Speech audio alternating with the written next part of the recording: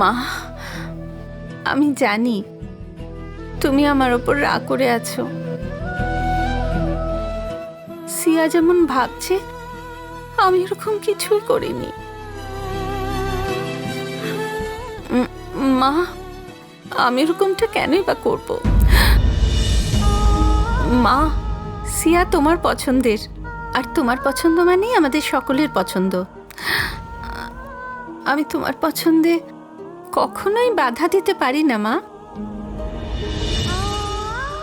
ছোটবেলা থেকে আমরা যে সিয়ার জন্য অপেক্ষা করেছিলাম, সে সিয়া আমাদের কাছে ফিরে এসেছে, আর তাতে আমরা কত খুশি। আমি তো শুধু এইটুকুই চাই, এই খুশি আমাদের সবার কাছেই যেন থাকে। মা, মন্দিরে যা কিছুই হয়েছে সেসব কিছু অ্যাক্সিডেন্ট ছিল, আর অন্য কিচ্ছু নয়।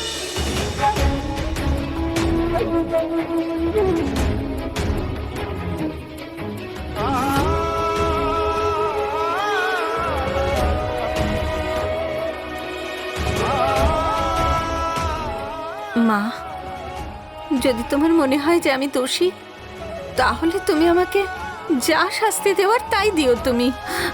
আমি সবকিছু মাথা পেতে নেব। আসলে তুমি এরকম চুপ করে থেকো না, যে না খাওয়া দাওয়া করে তুমি নিজেকে এরকম কষ্ট দিও না।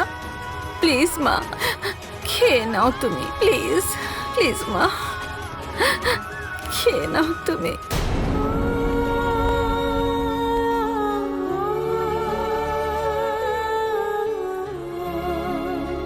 মা, তুমি এরকম চুপ থাকলে আমার খুব কষ্ট হচ্ছে।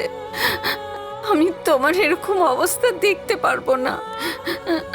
প্লিজ মা, প্লিজ।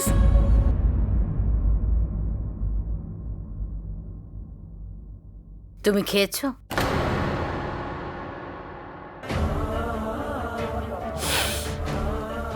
সবাইকে খেতে দিয়েছো, সবাই খাওয়া দাওয়া শেষ করে ঘুমোতে গেছে, তুমি কেন খেলে না?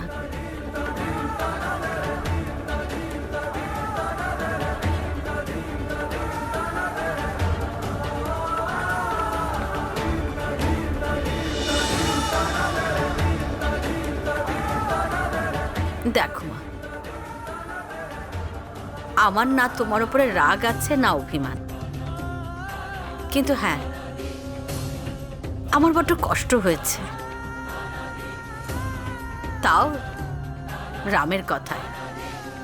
রাম আমার নাতি, যেই নাতির খুশি দেখলে আমি আমার সব কিছু ভুলে যাই,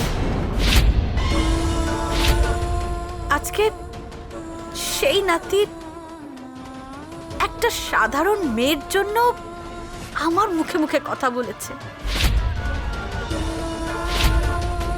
সুগন্ধা, আমার তো বিশ্বাসই হচ্ছে না যে রাম এই কথা বলছে।